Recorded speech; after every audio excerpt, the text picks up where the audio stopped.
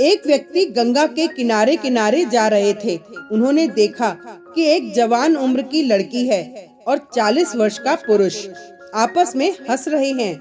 लड़की एक गिलास दे रही है और पुरुष पीने जा रहा है। उस देखने वाले व्यक्ति के मन में आया कि देखो, गंगा के तट पर भी ये पाप की भावना करते हैं। यह स्त्री और वह पुरुष ये हंस रहे हैं। इनके मन में पाप आ गया। यह शराब का गिलास दे रही है और वे पुरुष पीने जा रहे हैं। ये उसने सोच लिया। थोड़ी देर में वहाँ एक नाव निकली। नदी में एक भंवर था। उस भंवर में नाव फंस गई। नाव डगमगाई और उसमें पानी आ गया। वह उलट गई। उसमें 20 आदमी थे। गिलास को फेंक दिया और तुरंत उस नदी में कूद पड़ा।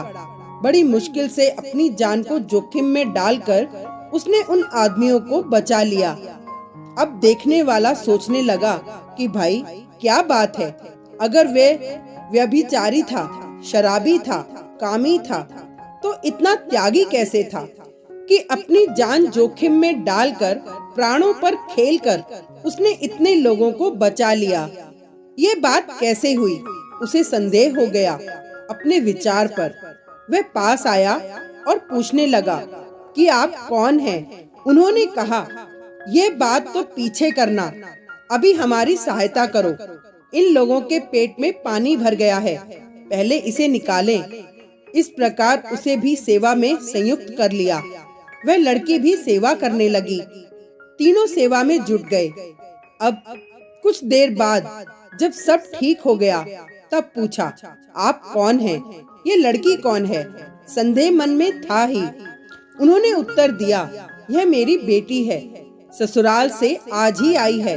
हम बगल के गांव में रहते हैं। घूमते घूमते बात करते हुए गंगा जी के किनारे आ गए। ये हंस हंस कर अपने घर की बात सुना रही थी और मुझे बड़ी प्रसन्नता हो रही थी। इतने में मुझे प्यास लगी। मैंने कहा, जा बेटी, गंगा जल तो ले आ। ये गंगा जल का गिलास ले आई। मैं पीने जा रहा था कि इतने में नाव आ गई। अब उसने सोचा, देख, तू कितना बड़ा पापी है। शराब और व्यभिचार तो तेरे मन में था। तेरे मन में, तेरे मस्तिष्क में शराब थी, व्यभिचार था। इस पवित्र गंगा जल में तूने शराब की भावना की। पवित्र बाप बेटी के विशुद्ध व्यवहार में व्यभिचार की भावना की। तो पवित्र कहाँ है? तेरे मन में तो अभी तक कलश भरा है। ऐसा बहुत दफा होता है। हम लोग अपने मन का पाप, अपने आप की बुराई दूसरे पर आरोपित कर देते हैं और हम दोषी मान लेते हैं। Thank you.